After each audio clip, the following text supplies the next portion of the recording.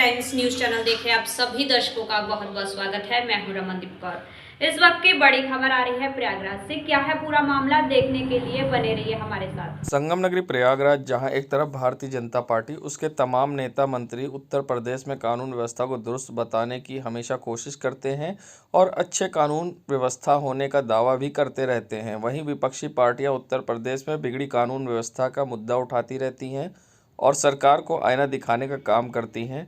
ताज़ा मामला प्रयागराज का है, जहां पर आम आदमी पार्टी के जिलाध्यक्ष डॉक्टर अल्ताफ़ अहमद ने एक प्रेस कॉन्फ्रेंस करके प्रयागराज के मेजा थाने इलाके में नाबालिग बच्ची से हुए दुष्कर्म की घटना मीडिया के सामने रखा और ये भी बताया कि किस तरीके से पुलिस इस पूरे मामले में लापरवाही बरत रही है और आरोपियों के खिलाफ कार्रवाई नहीं कर रही है।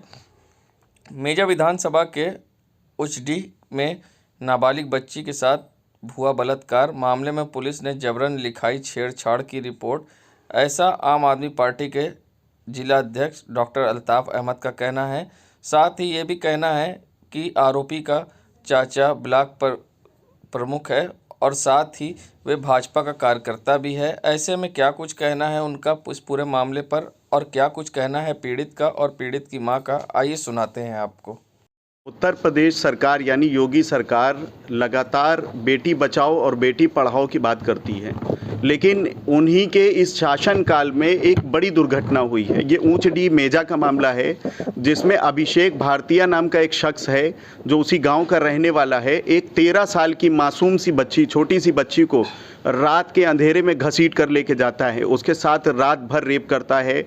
अपने फिर रात में 11 बजे के बाद अपने घर पर भी लेके जाता है, वहाँ पर भी उसके साथ दुर्व्यवहार करता है और फिर सुबह धमकी देता है कि अगर तुमने किसी को भी बताया तो तुम लोगों को, पूरे परिवार को मार डालेंगे। और ये बच्ची जब डरी सहमी अपने घर जाती है, इनके परिवार के लोगों को शक होता है। जब उससे पूछते हैं कि क्या बात है, तो ये रोकर अपनी बात जब बताती है, तो परिवार के लोग जब एफआईआर करवाने के लिए जाते हैं तो एफआईआर तो हो गई, लेकिन एफआईआर रेप की नहीं हुई अभी तक। और एफआईआर जो हुई है वो छेड़छाड़ की हुई है और पॉस्को एक्ट के तहत हुई है। तो इस एक्ट के तहत तो सबसे पहले आरोपी को तुरंत गिरफ्तार करके उसको पुलिस को जेल भेज देना चाहिए, लेकिन अभी तक वो आरोपी घूम रहा है। सबसे बड़ी बात यह है कि लगातार आरोपी परिजनों के ऊपर धमकी दे रहा है कि अगर तुम लोगों ने कुछ भी किया तो तुम लोगों को मार डालेंगे। उसके बावजूद पुलिस प्रशासन ने उसको छोड़ रखा है। आरोपी के चाचा, जिनका नाम है, ये ऊंचडी के हैं, राजकुमार भारतीय जी, जो कि जिला पंचायत सदस्य हैं, मौजूदा बीडीसी भी रह चुके हैं, प्रधान भी रह चुके हैं, जैसा कि मुझे जानकारी दी गई है। और कहीं ना कहीं वो अपने आप को बताते हैं कि वो भारतीय जनता पार्टी के कार्यकर्ता भी हैं, लेकिन कहीं ना कहीं हो सकता है कि उनके रसूख की वजह से अभी तक वो मुख्य आरोपी बचा हुआ है और उसके ऊपर कार्रवाई नहीं हो रही है। तो आज इस प्रेस कॉन्फ्रेंस के जरिए हम लोग माननीय योगी आदित्यनाथ जी से और पुलिस प्रशासन से हम लोग मांग करते हैं कि इस मासूम सी गुड़िया को इंसाफ दिलाइए। उसके साथ जो ये दुर्घटना हुई है इसको ऐसा इंसाफ मिलना चाहिए कि कोई दूसरा आरोपी इस तरह का आरोप करने से पहले 100 बार सोचे। हमारे बगल में बच्चे हुए थे पड़ोसी में, वहीं गाना बजाना हो रहा था, हम वहीं गए थे देखने और हम जाते समय हमको कुछ नहीं हुआ। वापस आने के समय उसने हमारा हाथ पकड़ मुंह दबा के उसने ले गया बगीचे में, हमारे संगे गलत किया, उसके बाद अपने घर ले गया। हम अपने घर आए, अपने मम्मी से बताएं। हमारी लड़की 21 तारीख के 8 बजे हमारी लड़की गायब हुई और सारी रात नहीं मिली और सुबह 6 बजे वो अभिषेक ना गई गाना बजाना करने देखने और का कहती आपस आवत समय उसको अभिषेक भारतीय ना घसीट कर ले गया बगीचा, छोड़ा सुबह 6 बजे। जब हमारी लड़की आई हमको बोली मम्मी हमको अभिषेक न ले गया था और आते समय धमकी भी दिया कि क्या कहते जाते अपने मम्मी पापा से नहीं कहना, नहीं तो तुमको जान से मारेंगे तुम्हारे मम्मी पापा को। क्या किया था उसने? बलात्कार किया था। संगम नगरी प्रयागराज में विश्व दिव्यांग दिवस से पहले प्रयागराज के करेली स्थित इनाया फाउंडेशन और लॉयंस क्लब इलाहाबाद अनुपम की ओर से दिव्यांगों के लिए निःशुल्क शिविर का आयोजन किया गया, जिसमें दिव्यांगों को विभिन्न योजनाओं के तहत निःशुल्क सुविधा, उपकरण तथा सेवा प्रदान की गई। सेरेब्रल पॉलिसी एवं अस्थि रोग के प्रभावित बच्चों के लिए समर्पित संस्था इनाया फाउंडेशन और लॉयंस क्लब इलाहाबाद अनुपम सेरेब्रल पॉलिसी बच्चों की हड्डी की समस्या, सुनने की समस्या पर निःशुल्क शिविर लगाया गया। इस शिविर का लगाने का मकसद सेरेब्रल पॉलिसी और हड्डी के रोगों के कारण बच्चों में दिव्यांग न हो पाए, इसलिए ये शिविर का आज आयोजन किया गया था। वहीं इस कैंप में सेरेब्रल पॉलिसी के प्रसिद्ध डॉक्टर जयदीप मुंबई, डॉक्टर मंसूर आलम दिल्ली और बाल हड्डी एवं सेरेब्रल पॉलिसी विशेषज्ञ डॉक्टर मोहम्मद कदीर के द्वारा निःशुल्क चेकअप भी किया गया। साथ ही एल्बोकच स्टिक, वॉकर, व्हील चेयर एवं सुनने की मशीन भी निःशुल्क वितरण की गई। और आपको बता दें, सबसे खास बात यह है कि इन बच्चों का प्रशिक्षण के बाद बच्चों की सर्जरी की ज़रूरत होगी तो उन बच्चों को सर्जरी भी निःशुल्क की जाएगी। क्लब इलाहाबाद अनुपम और इनाया फाउंडेशन के सहयोग से किया जा रहा है। इसमें 3 दिसंबर को जो विश्व विकलांगता दिवस है, उसके अवसर पे आज यहाँ 1 दिसंबर को हम लोगों ने काफ़ी दिव्यांगजनों को बैसाखी और वॉकर, उसके अलावा कान की हेयरिंग एड आदि प्रदान की हैं, छड़ी भी प्रदान की है। इसके अलावा हमारे मुंबई और दिल्ली से आए स्पेशलिस्ट डॉक्टर, जो कि पिछले 3 वर्षों से इलाहाबाद अनुपम के द्वारा करवाया जा रहा है, उनके द्वारा जो बच्चे सेरेब्रल पाल्सी से पीड़ित होते हैं उनकी जांच हो रही है। साथ ही आवश्यक उनको जो भी इलाज के लिए सुविधाएं वो उपलब्ध कराई जा रही हैं, जो भी उनके लिए उपकरण आदि की आवश्यकता होती है, जिससे वो एक सामान्य जीवन अच्छे से व्यतीत कर सके। और अभी डॉक्टर साहब ने बताया भी कि 90% से 95% तक बच्चे पूरी तरह सामान्य हो जाते हैं और 60-65% अच्छे जीवन में उच्च रोजगार आदि भी प्राप्त करते हैं। तमाम तकनीकें विकसित हो चुकी हैं, उन्हीं सब की जानकारी और सुविधा आज यहाँ प्रदान की जा रही है। सर, परिचय आपका? मेरा नाम लायंस सीए सौरभ कांत है। मैं डिस्ट्रिक्ट गवर्नर हूँ मंडल 321 का, जिसमें 90 क्लब करीब आते हैं और देवरिया और नेपाल बॉर्डर से लेते हुए मध्य प्रदेश के 2 ज़िले, उसके अलावा बनारस, इलाहाबाद, सुल्तानपुर, प्रतापगढ़, जौनपुर, मिर्ज़ापुर आदि, गोरखपुर आदि अनेक ज़िले इसके अंदर आते हैं। हमारा लायंस क्लब इलाहाबाद अनुपम और इनाया फाउंडेशन की तरफ से विश्व विकलांग दिवस के मौके पे जो 3 दिसंबर को मनाया जाता है, उसको हम लोगों ने आज 1 दिसंबर को ही मनाया है। पहले उसमें हमने दिल्ली से डॉक्टर जयदीप को बुलवाया ओपीडी के लिए और दिल्ली डॉक्टर मंसूर आलम सर को। दोनों लोगों ने आज बच्चों की ओपीडी की है। सेरेब्रल पॉलिसी से जो जन्मजात जो दिव्यांगता है उससे ग्रसित बच्चों की ओपीडी करने के बाद इसमें जो बच्चे सर्जरी की स्क्रीनिंग हुई है, जो बच्चे सर्जरी होनी है, उन बच्चों को टोटल फ्री सर्जरी होनी है। चाहे वो 2, 4, 6 जितने बच्चे हो जाएंगे आज, वो टोटल 1 पैसा उसमें लगना नहीं है। हमारा मेन जो उद्देश्य है इनाया फाउंडेशन का, जो एक लाभचरित ट्रस्ट है, लाभ रहित, उसमें हम लोग ये करते हैं कि अवेयरनेस प्रोग्राम कि ऐसे बच्चे जिनको आज तक हम लोग 80% ये माना करते थे कि ये दिव्यांग हैं, तो आज की तारीख में पहले तो विकलांग शब्द को हटा के दिव्यांग रखा गया है। इसीलिए दिव्यांगता 80% एक्सरसाइज के ज़रिए से हम लोग सही कर लेते हैं। और अच्छी अगर देखभाल की जाए, अगर अर्ली इंटरवेंशन प्रोग्राम, जैसे बच्चा जन्म के समय, जन्म के बाद या शिशु अवस्था में किसी भी वक्त अगर ब्रेन में चोट लगती है तो उसका ये साइड इफ़ेक्ट होता है, जिसको हम लोग सेरेब्रल पॉलिसी बोलते हैं। और अभी तक इस सेरेब्रल पॉलिसी को नेग्लेक्टेड माना जाता था। अभी तक ये कहा जाता था सीपी का बच्चे कि इनको सही नहीं किया जा सकता, ये जिस तरह के हैं उसी तरह ये विकलांग रहेंगे। तो आज की तारीख में हम 26 ईयर से काम कर रहे हैं, हमारी जो संस्था है, और हमने अभी करीब 2000 से ज़्यादा बच्चे उनको मुख्य धारा में जोड़कर और मेन स्ट्रीम में लाने का हमने काम किया है। और ये साबित करके दिखाया है कि 80% बच्चे अगर इनकी जल्दी केयर चालू हो जाए, अर्ली इंटरवेंशन प्रोग्राम चालू हो जाए और एक्सरसाइज पे जाएं। कुछ हमारे बच्चों में एफओ, गिटर और पैरों की जो आर्थोसिस होती है उसके लिए जो है अगर हम लोग पहले ही बनवा देते हैं तो डिसेबल बच्चे नहीं होते हैं। 80% नॉर्मल है, जो अपने पैरों पे चल सकते हैं, समाज में मुख्य धारा में जुड़ सकते हैं। साथ में हमने एक कैंप और ऑर्गेनाइज़ किया है आज के दिन, जिसमें 40 लोगों को हमने बैसाखी और हमने 5 लोगों को एल्बो क्रच, एक कान की मशीन है और उसमें वॉकर भी हमने दिए हैं। 5-6 लोगों के लिए हमने छड़ी का इंतज़ाम किया है। वो फ्री ऑफ कास्ट हमने दिया है, उसका कोई पेमेंट नहीं लिया गया है। और आने वाले दिनों में हम ये मैसेज देना चाहते हैं कि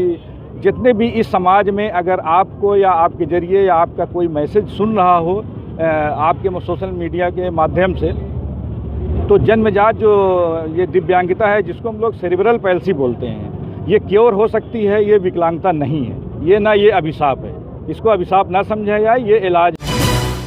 संगम नगरी प्रयागराज, जहां प्रयागराज इलाहाबाद का नाम जरूर हो गया है, मगर अमरूद आज भी इलाहाबादी अमरूद के नाम से जाने जाते हैं। बता दें, अपने सुर्ख लाल रंग, खास खुशबू और लाजवाब स्वाद की वजह देश भर में फलों के बीच अपनी बादशाहत कायम रखने वाला इलाहाबादी अमरूद सुरखा के दिन फिर बहुराने वाले हैं। पहले उगता रोग, फिर फ्रूट फ्लाई और उसके बाद मौसम की मार के चलते गिरती आमदनी की वजह से जो अमरूद किसान इसकी बागवानी से दूर हो रहे थे, लेकिन अब प्रदेश सरकार ने इन्हें पुनर्जीवन देने के लिए लालिमा का सहारा लिया है और उसमें अमरूद किसानों की नई उम्मीद जगी है। वैज्ञानिकों ने इलाहाबादी सुरखा के विकसित अमरूद की एक ऐसी प्रजाति तैयार की है जो इलाहाबाद सुरखा को भी टक्कर दे रही है। प्रयागराज मंडल उप निदेशक उद्यान कृष्ण मोहन चौधरी बताते हैं कि भारतीय बागवानी पोषण संस्थान लखनऊ के वैज्ञानिक रहमान खान ने इलाहाबादी सुरखा अमरूद से अमरूद की एक नई प्रजाति विकसित की है। और इसकी खास बात क्या है सर? ये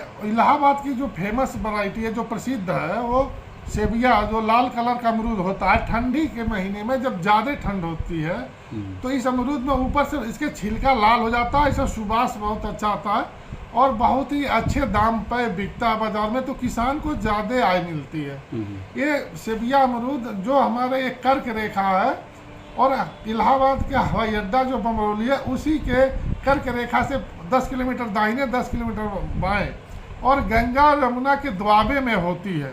इसके अलावा ये इलाहाबाद के अन्य क्षेत्रों में लाल रंग नहीं आता है, तो इन्हीं हमारे इसी क्षेत्र के अमरूद से इकट्ठा करके भारतीय बागवानी पोषण संस्थान लखनऊ रहमान खान ने एक प्रजाति नई विकसित की है लालिमा के नाम से, जो हर जगह लाल रंग दे रही है। अभी वो ट्रायल पर है, लेकिन हमारे यहाँ पौधे नगरी प्रयागराज, जहां उत्तर मध्य सांस्कृतिक केंद्र के द्वारा शिल्प मेले को लेकर जहां एक यात्रा निकाली गई, जहां शिल्प मेले में होने वाले कार्यक्रमों की झलक सड़कों पर नजर आई, जहां यात्रा के दौरान सभी यहां पर कलाकारों ने झांकियों के माध्यम से बताया कि किस तरह से उत्तर मध्य सांस्कृतिक केंद्र में शिल्प मेले में कार्यक्रम का आयोजन होगा और विभिन्न प्रकार के कार्यक्रम के लिए बाहर से कलाकार आए हैं, जिसमें राष्ट्रीय पुरस्कार से सम्मानित कलाकार भी प्रयागराज में हैं। और आज मैथिली ठाकुर अपनी सुरों का जलवा सांस्कृतिक केंद्र में बिखेरेंगी, जहां पर आप देख सकते हैं सांस्कृतिक कार्यक्रम में अलग अलग भेष में कलाकार यहां मौजूद थे। ऐसे में क्या कुछ कहना है शिल्प मेले को लेकर निदेशक का, आइए सुनाते हैं आपको। देखिए, ये जो सबसे पहले तो मैं ये कहना चाहूँगा, जो व्यापार मंडल ने हमारे सारे कलाकारों का जो स्वागत किया है, ये पहली बार जो है इस तरह का आयोजन हुआ है और इसके लिए हम अपने कलाकारों की तरफ से और north central zone culture centre उत्तर मध्य क्षेत्र सांस्कृतिक केंद्र की तरफ से व्यापार मंडल का बहुत बहुत हम आभार व्यक्त करते हैं, धन्यवाद करते हैं। और ये आज शुरुआत है हमारे इस शिल्प मेले की और आज हमारे सांस्कृतिक कार्यक्रम की भी हमारी शुरुआत है। ये आज से लेकर के 12 दिसंबर तक की चलेगा। तो हम हमारे कलाकारों को जो यहाँ सम्मान मिल रहा है इस पूरे प्रयागराज में, आज की इस सुभाष चौक के ऊपर जो हमने झांकी निकाली है, ये झांकी एक जस्ट झांकी का ही नाम है और इनका पूरा प्रदर्शन जो है आप देख पाएंगे हमारे सांस्कृतिक केंद्र के मंच के ऊपर। तो मैं आह्वान करता हूँ, मैं अनुरोध करता हूँ प्रयागवासियों से कि कृपया वे ज़रूर से ज़रूर हमारे north central zone culture centre के मंच पर आएँ और इन कलाकारों के कला को उत्साहित करें, उनको देखें और उनका उत्साहवर्धन करें। इस बार देखिए, जो आज हमारा कार्यक्रम का जो उद्घाटन हो रहा है, मैथिली ठाकुर जी जो हैं, प्रथम बार हमने उनको आमंत्रित किया। संगम नगरी प्रयागराज विश्व एड्स दिवस के मौके पर संगम नगरी प्रयागराज में निकाली गई जन जागरूकता rally. AIDS control society, NCC candidate, स्कूली बच्चों, स्वास्थ्य कर्मियों और एनजीओ के लोग जुड़े निकाली रैली। सुभाष चौराहे से लेकर हनुमान मंदिर तक जन जागरूकता रैली निकाली गई। हाथों में पोस्टर बैनर लेकर लोगों को एड्स के प्रति जागरूक किया है। नाटक के माध्यम से लोगों को जागरूक एड्स के प्रति करते हुए ऐसे में क्या कुछ कहना था सीएमओ प्रयागराज का, आइए दिखाते हैं आपको क्या कुछ कहा है। रोगियों की क्या स्थिति है? आज जो है हम लोग विश्व एड्स दिवस मना रहे हैं और इस बार का जो थीम है कि सभी एड्स मरीजों को समानता का अधिकार, चाहे नौकरी हो, चाहे परिवार में हो, चाहे समाज में हो, चाहे हॉस्पिटल्स में इलाज कराने भी जाते हो, तो उनको ये नहीं लगा कि एड्स के मरीज को नहीं लिया जाएगा। इधर विगत कई वर्षों में हमारा जो 19-20 में 774 मरीज थे, 20-21 में 407 रहे, 21-22 में 615 रहे और अब तक अप्रैल से अब तक 473 मरीज आए हैं। तो हमारे जो मरीज इसमें घट रहे हैं और मरीज घटने का मुख्य कारण ये है जागरूकता। आप जानते हैं कि एड्स मरीजों में कैसे फैलता है। संक्रमित ब्लड चढ़ाने थे, सिरिंज जो संक्रमित होती हैं या जो ब्लड हम लेते हैं उसमें जांच ना हुआ हो और संभोग से फैलता है। माताओं के द्वारा भी फैलता है, जो अगर गर्भवती माताओं को एड्स है तो उसे फैलने की संभावना रहती है। इन सब का बचाव ही इलाज है। फिर भी हम लोग को दवाएं देते हैं और वो दवाएं उनकी उम्र बढ़ा देती हैं, लेकिन अगर वास्तव में बचना है तो इसका बचाव ही इलाज है। इस समय जो है हमारे यहाँ पूरे भारतवर्ष में जो मुख्य फैलाते थे ट्रक ड्राइवर्स, कॉलोनी जो ट्रैवल करते थे, बाहर रहते थे घरों से, उनकी विशेष जांच होती है और बचाव के माध्यम बताए जाते हैं। संगम नगरी प्रयागराज, जहां इन दिनों अपराधी व चोरों के हौसले बुलंद है, नहीं दिख रहा पुलिस का खौफ। बता दे ताजा मामला धूमनगंज थाना क्षेत्र के भोला के पूर्वा का है, जहां एक घर में ताला तोड़कर चोरों ने चोरी की घटना को अंजाम दिया है। बता दे शादी में आगरा गए सुशील कुमार के घर का ताला तोड़कर लाखों की चोरी की है। टीवी, जेवरात, लैपटॉप व कैश उठा ले गए चोर। पीड़ित परिवार ने पुलिस को जानकारी दी है। वहीं मौके पर पहुंची पुलिस जांच पड़ताल में जुट गई है। वहीं पीड़ित परिवार के सुशील कुमार के साले का क्या कुछ कहना है इस पूरे मामले पर, आइए सुनाते हैं। नहीं, मेरे जीजा गए। अच्छा, सुशील कुमार। कहाँ गए थे ये लोग? हम लोग आगरा गए थे शादी में 23 तारीख को। अच्छा, आने के बाद क्या पता चला? अभी शाम को आए तो देखा तो घर का ताला टूटा था, बाहर का ताला लगा था। अंदर घुसे तो बस देखा तो ये सब ऐसे ही था। क्या क्या सामान चोरी किए? टीवी ले गए, जेवरात निकाल के ले गए, यहाँ से जो पैसा था वो सब, लैपटॉप ले गए, सिलेंडर उठा ले गए, बस। कैश वगैरह भी था? हाँ, कैश वगैरह भी था। कितना था? ये तो दीदी बता देंगे कितना कैश था, क्या क्या था बता दो। ये कैश बता दो कितना था? 50,000 तक कैसे कैश? 50,000 तक कैश, शादी पड़ी थी। अच्छा, बाकी जेवर वगैरह था। तो जीजा जी का घर है ये? क्या नाम है जीजा जी का? सुशील कुमार। क्या करते हैं? टेलर का शॉप है पीतम नगर में। अच्छा, कौन सी तारीख को गए थे? 27 तारीख को। और आज आए हैं? जी हाँ, अभी शाम को आए। कहाँ पे घर है ये लोकेशन क्या है? ये पीतम नगर, भोलकपुरा पीतम नगर।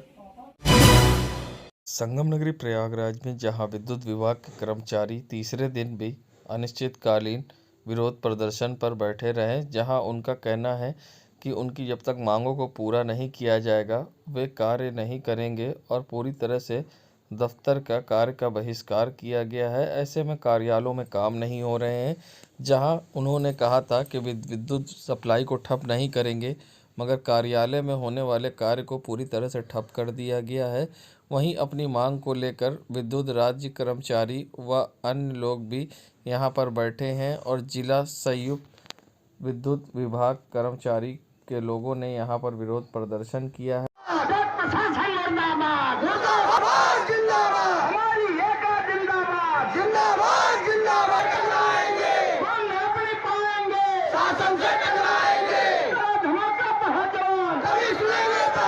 देश दुनिया की खबरों के लिए world media times news channel को सब्सक्राइब करें।